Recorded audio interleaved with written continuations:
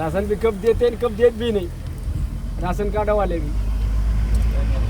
हाँ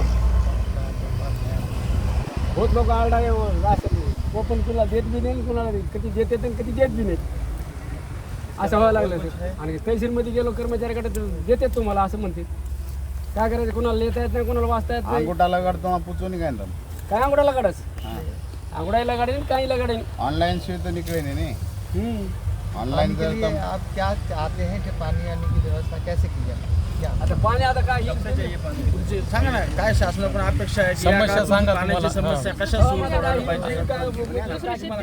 रेशन नाही, अनुदान नाही, हे आणि ते PM किशनचं नाही, पाणी प्यायचं नाही, चारा नाही।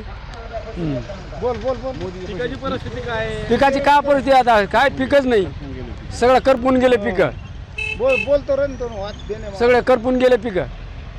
केंद्रीय पथक आलं होतं आता, त्यांना ते बोललो ना त्यांना ते, हो सांगितलं त्यांना आम्ही, हो पाणी प्यायचं नाही, मोदीचे पैसे भेटत नाहीत, ही अशी पिकाची अवस्था असली आहे। इथलं प्रशासन तर सगळं दिलंय म्हणून सांगते। आम्हाला नाही तर नाही आम्हाला नाहीतच नाही इथं, काहीच नाही ना आम्हाला। हो काय आमच्या मागणी मग तुमची आता? आता आम्हाला काय ते आम्हाला रेशन भेटावं महिन्याच्या महिन्याला, पिण्याचं पाणी भेटावा, PM किशनचे आम्हाला पैसे भेटावा, अनुदान काय आहे ते आम्हाला भेटावा। हे पिकं दुष्काळी आहे, आम्ही मजूर करून मरायला लागलो, तर आम्हाला प्यायला पाणी नाही, पिकाचा विमा भेटावा। बीड जिल्ह्यातील दुष्काळाची पाणी जी आहे ते विभागीय पथकाने केलेली आहे। यामध्ये बीड जिल्ह्यातील दुष्काळ असेल आणि झालेला अवकाळी पाऊस या संदर्भात बीड जिल्ह्यातील शेतकऱ्यांच्या बांधावर जाऊन बीड तालुक्यातील मौजे घोडका राजूर येथे विभागीय पथकाने पाहणी केलेली आहे। यामध्ये शेतकऱ्यांच्या पिकाचं नुकसान आणि भविष्यातील जे पाणी टंचाई असेल किंवा चारा छावणीचा प्रश्न यावरती देखील विभागीय पथकाने पाहणी केलेली आहे।